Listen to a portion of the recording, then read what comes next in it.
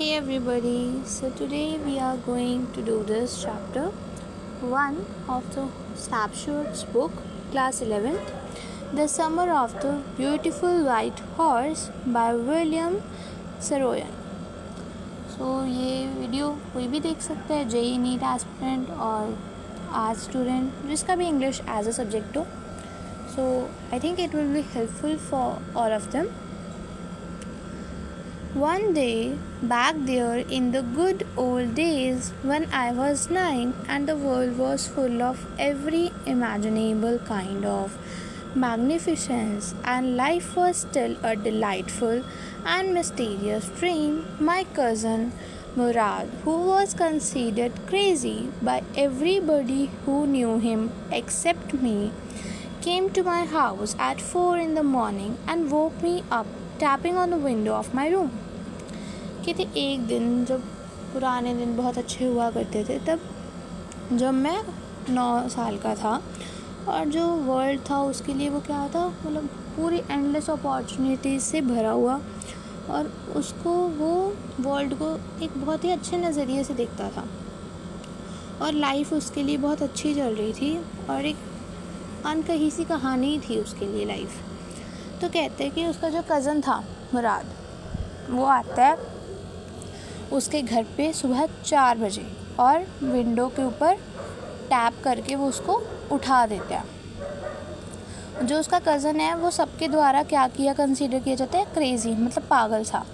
वो सब उसको ऐसे ही समझते हैं, लेकिन उसका कज़न वैसा नहीं समझता उसको. ठीक है. आराम, he said. I jumped out of bed and looked out of the window. I couldn't believe what I saw. कहते हैं जो राइटर है वो कह रहा है कि मैं बेड से उठ गया एंड मैंने विंडो के बाहर देखा, और वो कहते हैं कि मैं विश्वास ही नहीं कर पाया जो चीज़ मैंने देखी. It wasn't morning yet, but it was summer and with daybreak not many minutes around the corner of the world, it was light enough for me to know I wasn't dreaming. कहते हैं अभी पूरी सुबह नहीं हुई थी, क्योंकि 4 बजे थे सुबह के, तो पूरी डे लाइट नहीं आती ना तब.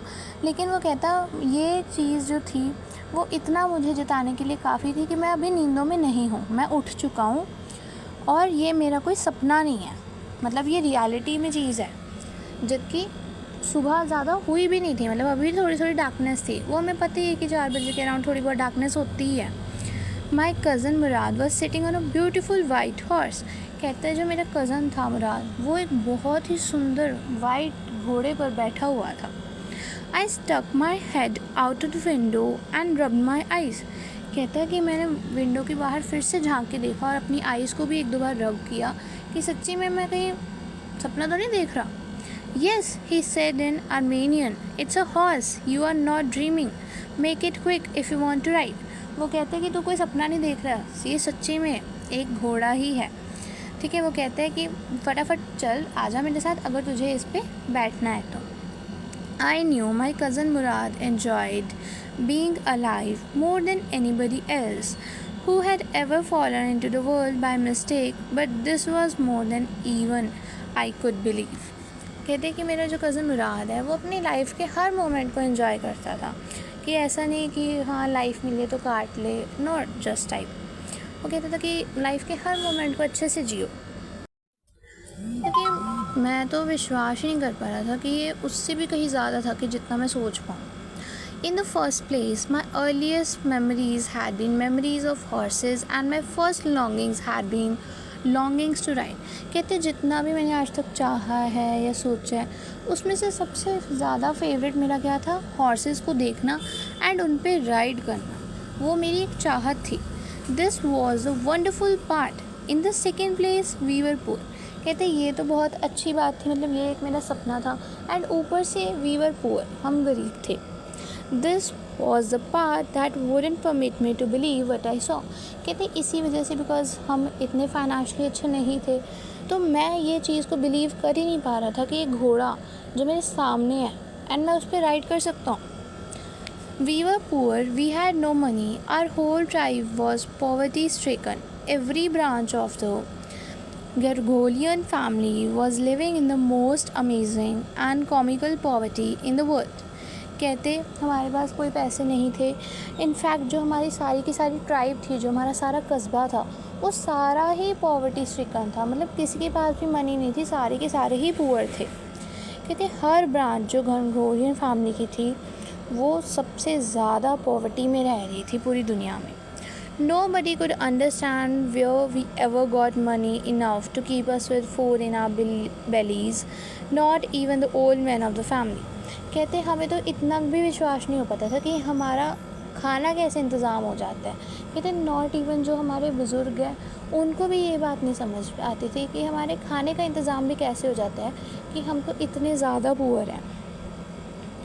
Most important of all, though we were famous for our honesty, we had been famous for our honesty for something like 11 centuries. Even when we had been the wealthiest family in what we liked to think was the world. We were proud first, honest next, and after that we believed in right and wrong. None of us would take advantage of anybody in the world, let alone steal. कहते कि हम चाहे poor थे but एक चीज़ के लिए हम बहुत ज़्यादा फेमस थे, वो थी हमारी ऑनेस्टी, हमारी ईमानदारी। कहते हमारी जो ट्राइब है वो पिछली 11 सेंचुरी से फेमस है हमारी ईमानदारी के लिए। कहते जब हम पहले वेल्दियस भी होते थे ना, तब भी हमारे अंदर ईमानदारी थी और आज भी हमारे अंदर ईमानदारी है। कहते हमें इस बात का अपने ऊपर पूरा गर्व है, उसके बाद हमारे अंदर ईमानदारी है ये, ठीक है।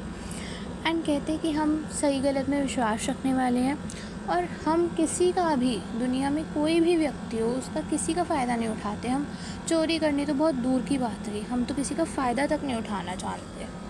Consequently, even though I could see the horse so magnificent, even though I could smell it so lovely, even though I could hear it breathing, so exciting, I couldn't believe the horse had anything to do with my cousin Murad or with me or with any of the other members of our family.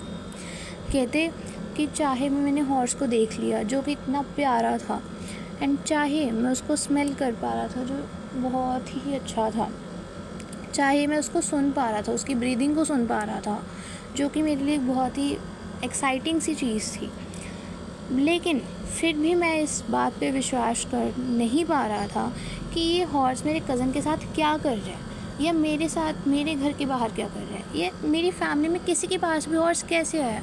Because क्योंकि वो financially इतने अच्छे नहीं थे, तो how horse can be there ना। So because I knew my cousin Murad couldn't have bought the horse, and even if he couldn't have bought it, he must have stolen it, and I refused to believe he had stolen it. कहते मुझे इतना तो पता था कि मेरा cousin मुराद उसको ख़रीद तो नहीं सकता, फिर अगर ख़रीद नहीं सकता तो उसने चोरी की होगी, बट मुझे ये भी पता है कि मेरा कज़न चोरी भी नहीं कर सकता। No member of the Grogolian family could be a thief. कहते हमारी फैमिली का कोई भी मेंबर चोर तो नहीं हो सकता, इतना तो मैं कह सकता हूँ। I stared first at my cousin and then at the horse. There was a pure stillness and humor in each of them, which on the one hand delighted me and on the other hand frightened me. कहते कि मैं कभी अपने cousin को घूर रहा हूँ और कभी हॉर्स को। कहते एक अलग सी स्टिलनेस से, एक अलग सी स्थिरता थी एंड एक अलग सा ही ह्यूमर था, खुशी थी हमारे सब में। लेकिन कहते एक साइड तो मैं बहुत खुश था कि मेरा हॉर्स पे जाने का विश पूरी होगी, राइड करने की, और एक साइड में डरा हुआ भी था कि ये कैसे आया, कहाँ से आया। So Murad, I said, where did you steal this horse? वो कहते हैं कि उसने मुराद से पूछा कि तुमने ये कहाँ से चुराया है। Leave out of the window, he said, if you want to ride. वो कहते हैं कि चुपचाप विंडो से बाहर निकल जा, अगर तुझे मेरे साथ यहाँ राइड करनी है तो आ जा। It was true then, he had stolen the horse, there was no question about it, he had come to invite me to ride और नॉट एज ए चूज। कहते अब इसकी इतनी सी बात से मुझे ये पता लगे थे कि पक्का इसने इसको चुराया है। तो वो कहते हैं कि इसमें तो कोई शक ही नहीं है, और अब वो मेरे से पूछने आए कि मैं उस पर राइड करना चाहता हूँ कि नहीं। Well, it seemed to me stealing a horse for a ride was not the same thing as stealing something else, such as money. कहते हैं फिर मैंने सोचा कि हमने एक हॉर्स ही चुराया है, मतलब हमने कौन सा ऐसा कोई मनी चुराई है कि उसको तो ज़्यादा चुराना कहते हैं उसके हिसाब से. For all I knew, maybe it wasn't stealing at all. If you were crazy about horses the way my cousin Murad and I were, it wasn't stealing. फिर वो कहते हैं कि ये कोई चोरी थोड़ी ना हो, हम तो एक राइड ही कर रहे हैं, हम कौन सा उसको चुरा के ऐसे लेके जा रहे हैं हमेशा हमेशा के लिए, और ना कि हमने किसी के पैसे चुराए हैं. फिर वो कहते हैं कि अगर तुम भी हॉर्सेस के इतने दीवाने होते ना जैसे मैं और मेरा कज़न है, तो तुम्हें समझ में आता कि ये कोई चोरी नहीं है. Okay. It wouldn't become stealing until we offered to sell the horse, which of course I knew we would never do. कहते कि अगर हमने उस हॉर्स को बेचा नहीं, आगे सेल नहीं किया, तो तब तक ये बात कोई चोरी वाली बात ही नहीं है. और कहता कि हम उसको बेचेंगे तो बिल्कुल ही नहीं, तो क्योंकि वो तो चोरी हो जाएगी, और उनकी फैमिली में कभी किसी ने कोई चोरी वगैरह नहीं की, वो तो ऑनेस्ट थे, तो इसलिए वो कहते हैं एक राइड लेने में तो क्या ही जा रहा है. Let me put on some clothes I said. All right he said but hurry. वो कहते हैं कि मुझे मेरे कपड़े पहनने दो फिर हम चलते हैं. वो कहते हैं ठीक है जल्दी कर. जो मुराद है उसका कज़न, वो कहते हैं जल्दी कर. I leaped into my clothes. I jumped down to the yard from the window and leaped up onto the horse behind my cousin Murad. कहते हैं कि मैं अपने यार्ड में जंप कर लेता हूँ खिड़की से, और फिर मैं उस हॉर्स के बैठ जाता हूँ हॉर्स पे अपने कज़न के पीछे मुराद के. That year we lived at the edge of town on Walnut Avenue. Behind our house was the country, vineyards, orchards, irrigation ditches and country roads. कहते हम टाउन के बिल्कुल एज पे रहते थे, किनारे पे उस साल. और वहाँ क्या क्या था, कहते हमारे वाइन यार्ड्स थे, ऑर्चर्ड्स थे, ये इरिगेशन डिचेस थे, कंट्री में रोड्स थी, सब था. In less than 3 minutes we were on Olive Avenue. कहते पहले तो हम वॉलनट एवेन्यू पे थे, लेकिन 3 मिनट से कम समय में भी हम ऑलिव एवेन्यू में पहुँच गए. कैसे? उस हॉर्स पे राइड करके. And then the horse began to trot. The air was new and lovely to breathe. The feel of the horse running was wonderful. My cousin Murad, who was considered one of the craziest members of our family, began to sing. I mean, he began to roar. कहते कि जो horse पे ride करने की feel थी वो बिल्कुल ही अलग थी. लाइक हम डिस्क्राइब भी नहीं कर सकते, वो ऐसी थी. कहते एयर इतनी नई ताज़ी लग रही थी, इतनी अच्छी लग रही थी ब्रीथ करने में, और जो हॉर्स के भागने की आवाज़ थी वो तो बहुत ही अच्छी थी. कहते फिर मेरा कज़न, जिसको हम कहते ही थे पागल है वो, तो वो अब सिंगिंग करने लगा, मतलब दहाड़ने लगा ऐसे, बहुत अच्छा, बहुत एक्साइटिंग होकर सिंग करने लगा. Every family has a crazy streak in it somewhere, and my cousin Murad was considered the natural descendant of the crazy streak on our tribe. कहते हैं हर एक फैमिली में ऐसा कोई शैतान पागल सा होता ही है, और हमारी फैमिली में वो मुराद था. आई एम श्योर आपके भी घर में कोई ना कोई पक्का होगा ऐसा. ठीक है. सो या Before him was our uncle Kostrov, an enormous man with a powerful head of black hair and the largest mustache in the San Joaquin Valley, a man so furious in temper, so irritable, so impatient that he stopped anyone from talking by roaring.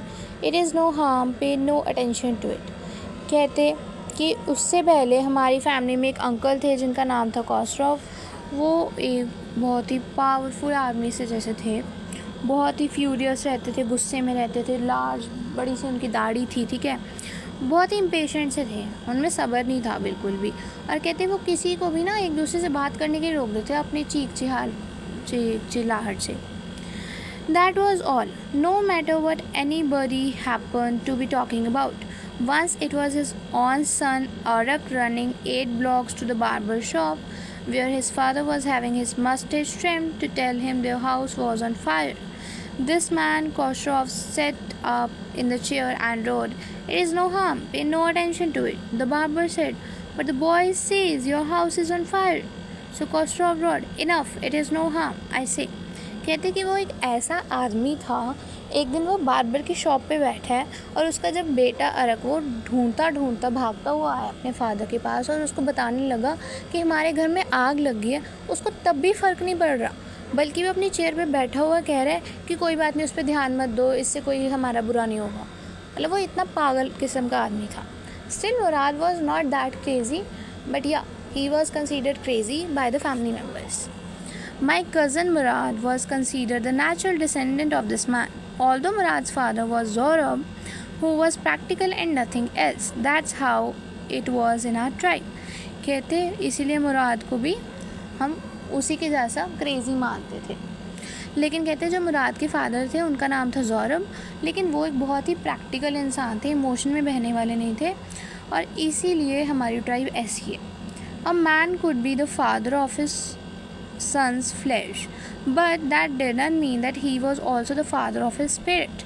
The distribution of the various kinds of spirit of our tribe had been from the beginning capricious and vagrant. कहते हैं कि हमारी family में ऐसी है कि वो नहीं होता कि जिसने जन्म दिया उसकी ट्रेड्स उस बच्चे में हो, किसी और की भी ट्रेड्स हो सकती है. तो ये हमारी ट्राइब का एक चलन ही है. We rode and my cousin Murad sang. For all anybody knew, we were still in the old country where, at least according to some of our neighbors, we belonged. We let the horse run as long as it felt like running. At last, my cousin Murad said, "Get down, I want to ride alone." "Will you let me ride alone?" I asked. कहते कि फिर हम गाते गाते उस घोड़े पर चल पड़े और पूरे टाउन के, पूरी कंट्री के, मतलब जो उनके टाउन था वहाँ वो चक्कर लगाने लगे हॉर्स पे बैठ के. कुछ नेबर्स ने भी इनको नोटिस किया. फिर वो उसका जो कज़न है मुराद, वो कहते हैं कि अब मुझे अकेले को राइड करनी है, तो उतर जा. फिर जो राइडर है वो पूछता है कि क्या तुम मुझे भी अकेले राइड करने दोगे. Then this is up to the horse, my cousin said, get down. वो कहते हैं कि वो मैं नहीं डिसाइड करूँगा कि तुम अकेले राइड कर पाओगे कि नहीं. वो तो कहते हैं ये घोड़ा ही डिसाइड कराएगा, क्योंकि अगर वो थक गया या कुछ हो गया तो फिर वो कैसे राइड करेगा ना तुम्हें बिठा के. तो फिर वो कहते तुम नीचे उतरो अभी. The horse will let me ride, I said. फिर जो राइडर है वो कहते हैं कि हॉर्स तो मुझे राइड करने ही दे देगा, वो उसकी तो कोई बात ही नहीं है. We shall see, he said, don't forget it, I have a way with the horse. तो कहते कोई ना, देख लेंगे हम भी कि हॉर्स तुम्हें राइड करने देगा कि नहीं. Well, I said, any way you have with the horse, I have also. कहते मैं भी देख लूँगा हॉर्स मुझे राइड करने दे रहा है कि नहीं. For the sake of your safety, he said, let us hope so, get down. कहते हैं कि तुम्हारी सेफ्टी के लिए सही कि चलो ठीक है कि वो तुम्हें राइड करने देगा कि नहीं, वो देखते हैं, लेकिन अभी तुम फ़िलहाल के लिए उतरो. All right, I said, but remember you have got to let me try to ride alone. I got down and my cousin Murad kicked his heels into the horse and shouted, "Desire, run!" The horse stood on its hind legs, snorted, and burst into a fury of speed that was the loveliest thing I had ever seen. कहते मैं तो उतर गया नीचे. फिर मुझे जो मेरा कज़न है मुराद, उसने उसकी हील्स को हॉर्स में क्या किया, किक किया और शाउट किया, "ज़ाहिर, रन, भागो."